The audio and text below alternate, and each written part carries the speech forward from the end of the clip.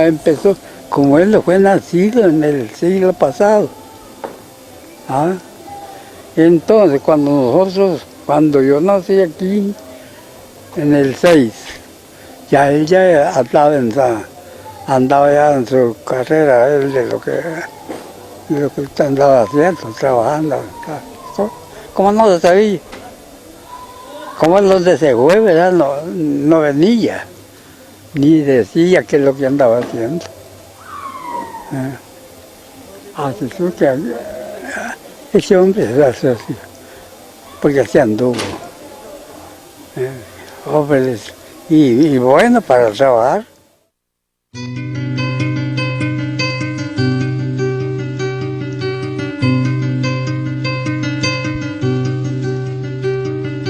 Dicen que vieron pasar a Farabundo Martí por Izalco, Huayúa y León, por Sonsonate y Quiché. Dicen que vieron pasar a Farabundo Martí por Izalco, Huayúa y León, por Sonsonate y Quiché, por Nicaragua y El Salvador, por Guatemala pasó, con su luz de liberación Farabundo llegó. Agustín Farabundo Martí nació el 5 de mayo de 1893, en la misma fecha del natalicio del creador del marxismo, Carlos Marx.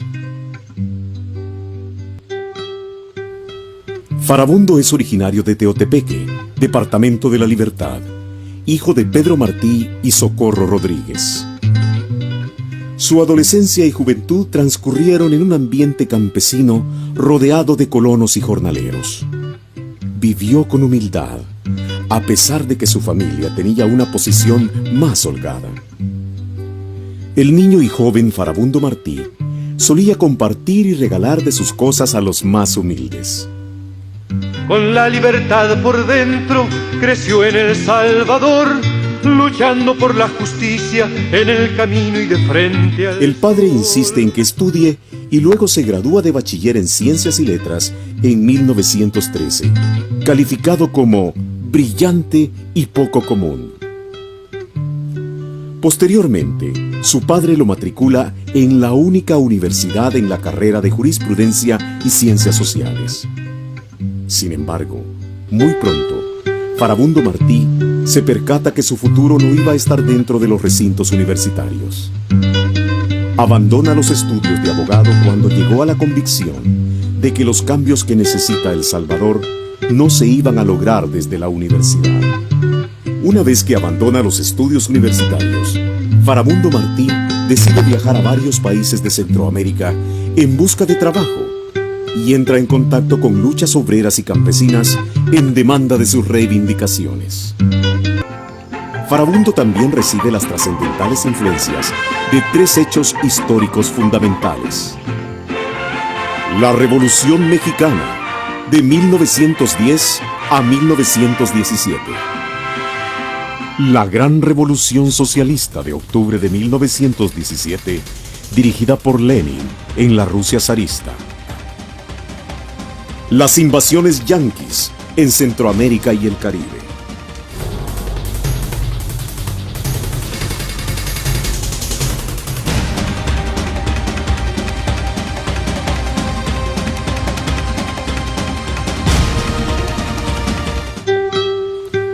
A estos tres hechos se suma la extraordinaria explotación que estaban ejerciendo las compañías norteamericanas y en particular la United Fruit Company y las transnacionales ferrocarrileras, apoderándose de toda Centroamérica y del Caribe. Fue en 1920, en dictadura de los Meléndez, que por su lucha solidaria fuera expulsado de El Salvador.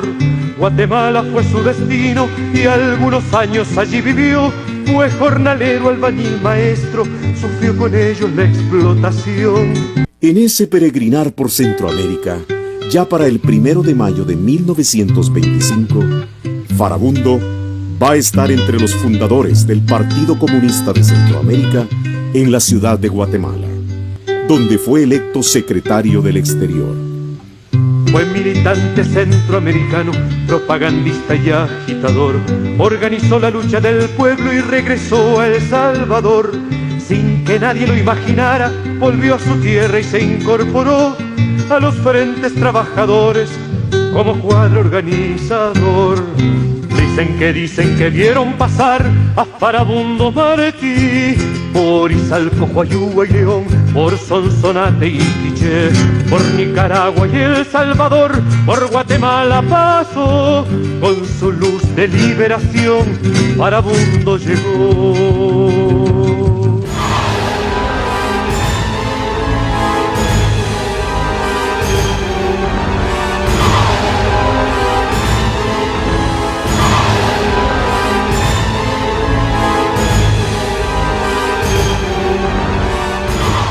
Desde su regreso a El Salvador, Farabundo Martí se incorpora a las luchas obreras y sociales en el país e ingresa a la Federación Regional de Trabajadores Salvadoreños, muy respetada y conocida popularmente como La Regional. Desde entonces se convierte en uno de sus principales líderes. Precisamente en una reunión masiva de la Universidad Popular, se decide por votación incluso que un grupo de salvadoreños se incorporen a la lucha antiimperialista que lleva a cabo en Nicaragua Augusto César Sandino. Y en ese primer grupo es incorporado Farabundo. El 22 de septiembre de 1928 llegaría a El Chipote, en las Segovias de Nicaragua, Farabundo Martí con otros 4 compañeros salvadoreños para incorporarse al Ejército por la Defensa de la Soberanía Nacional, liderado por Sandino. Muy pronto se destacó Farabundo dentro de los combatientes internacionalistas que pelearon al lado de Sandino, al punto de ser ascendido a coronel de su pequeño ejército de hombres locos, como lo llamaría el gran escritor argentino Gregorio Seltzer. Precisamente después de uno de sus múltiples combates contra tropas invasoras yanquis, Farabundo Martí pronunciaría aquellas frases de absoluta vigencia hasta hoy en día. Cuando la historia no se puede escribir con la pluma, entonces debe escribirse con el fusil. Farabundo Martí también se convertiría en uno de los hombres de confianza de Sandino, al ser promovido por este como su secretario privado y encargado de las relaciones internacionales. También lo designó para que lo acompañe en su estratégico viaje hasta México, en busca de armamento y apoyo internacional. Farabundo Martí permanece al lado de Sandino hasta octubre de 1929, es decir, durante 1 año y 1 mes, hasta que se separa de él en México, cuando se enferma y se queda viviendo en México con su madre, quien también se encontraba enferma en ese país. El 30 de marzo de 1930, en la localidad de Asino, sería fundado el Partido Comunista de El Salvador. En esa reunión, que se considera posteriormente como el primer congreso del Partido Comunista de El Salvador, quedó constituida igualmente la Juventud Comunista Salvadoreña. A fines de julio de 1930, Farabundo Martí regresa a El Salvador como representante del Socorro Rojo Internacional. A su regreso se incorpora al Partido Comunista Salvadoreño, del cual muy pronto se convertiría en uno de sus principales dirigentes políticos y de las más destacadas personalidades revolucionarias del país.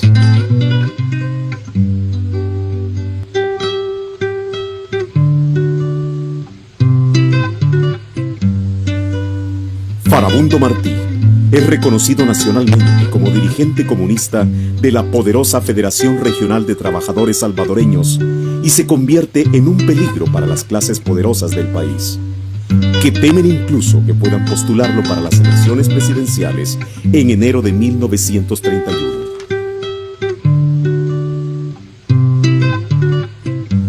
Por tal motivo lo apresan y lo destierran en diciembre de 1930 hacia California, Estados Unidos.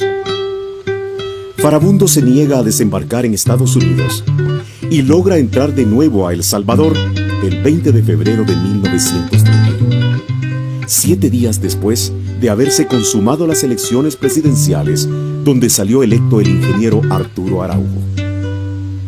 El presidente Araujo y su nominado plan de trabajo de 10 puntos Si bien no hacía referencia al problema de la tierra y su punto central, el monopolio de la tierra en manos de los terratenientes y la oligarquía salvadoreña, y sobre todo de las transnacionales norteamericanas, sin duda era bastante progresista para esos años 30. Pero todo aquello simplemente quedó en papeles, pues no se cumplieron, y el pueblo se sintió burlado y frustrado después de haber depositado sus esperanzas en Araujo.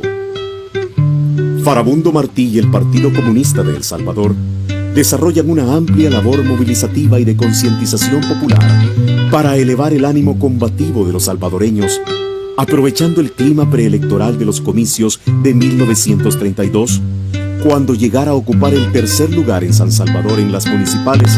Sin embargo, en todos los pueblos y ciudades donde el Partido Comunista ganó, las elecciones fueron anuladas por el gobierno en un abierto fraude. El ingeniero Araujo apenas gobernaría 9 meses, pues sería derrocado por un golpe de Estado que se produce el 2 de diciembre de 1931, que paradójicamente fue bien visto y aceptado por la mayoría de sectores socioeconómicos. El golpe fue ejecutado por soldados y clases del ejército en contubernio con la oligarquía y bajo la dirección intelectual del general Maximiliano Hernández Martínez. En apenas 40 días, se produjeron acontecimientos trascendentales para la vida política salvadoreña que marcarían gran parte de la historia del siglo XX. Con el golpe de Estado se iniciaría la dictadura de Maximiliano Hernández Martínez de 13 años, del año 31 al 44, y la etapa de dictaduras en El Salvador que se extendió por 60 años.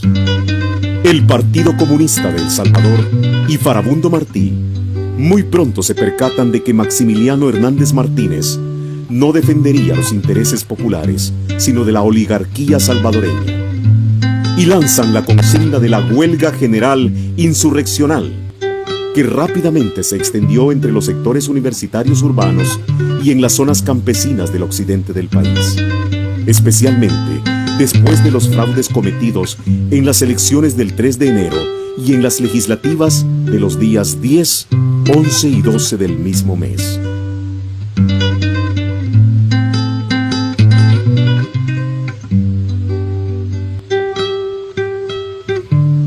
El gobierno militar logra apresar el 19 de enero a los dirigentes comunistas Alfonso Luna, Mario Zapata y Farabundo Martí. Pero ya la insurrección no se podía detener. Y el 22 de enero de 1932, entre las 10 y las 12 de la noche, estalla en las ciudades principalmente del occidente salvadoreño.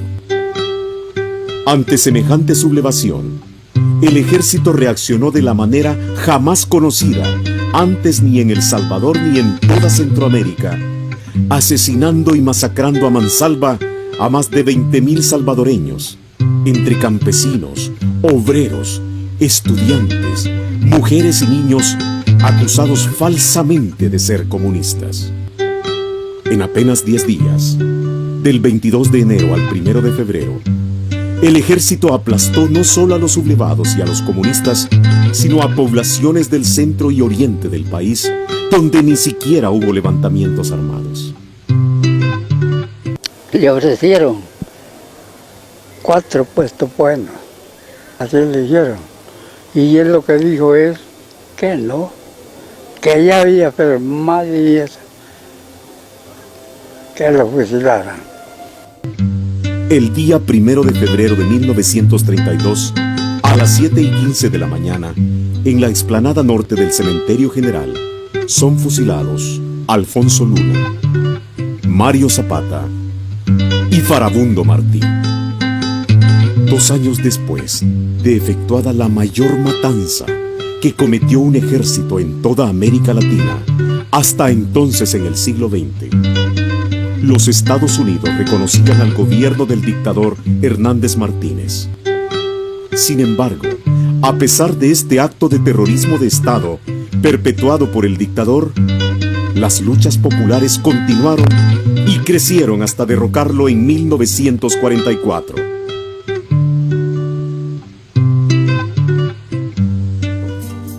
Los años 60 y 70 serían escenarios de nuevas luchas populares contra nuevos dictadores y las oligarquías terratenientes que los apoyaban.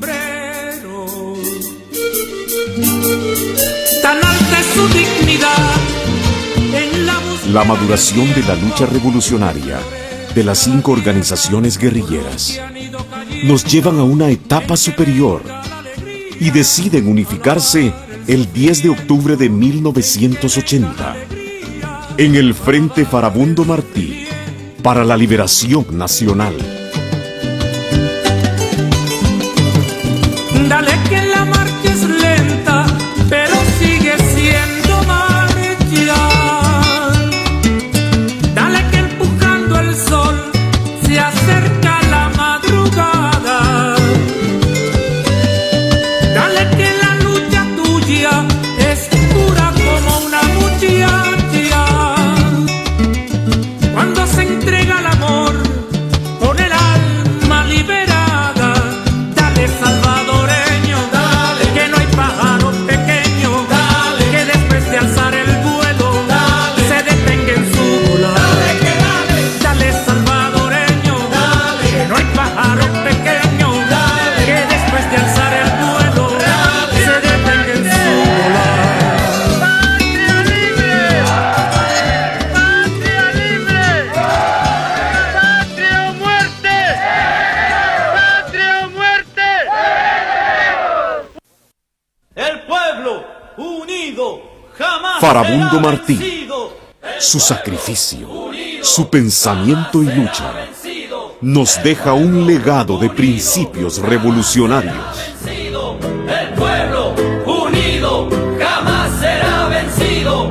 De pie cantar que vamos a triunfar. Avanzan ya banderas de unidad y tú vendrás marchando junto a mí y así verás tu canto y tu bandera florecer. La luz de un rojo amanecer anuncia ya la vida que vendrá. De pie marchar, el pueblo va a triunfar. Será mejor la vida que vendrá a conquistar nuestra felicidad. Y en un clamor, 1000 voces de combate se alzarán. Dirán canción de libertad, con decisión la patria vencerá. Y ahora el pueblo que se alza en la lucha con voz de gigante gritando adelante. El pueblo unido jamás será vencido. El pueblo unido jamás será vencido. La patria está forjando la unidad. De norte a sur se movilizará.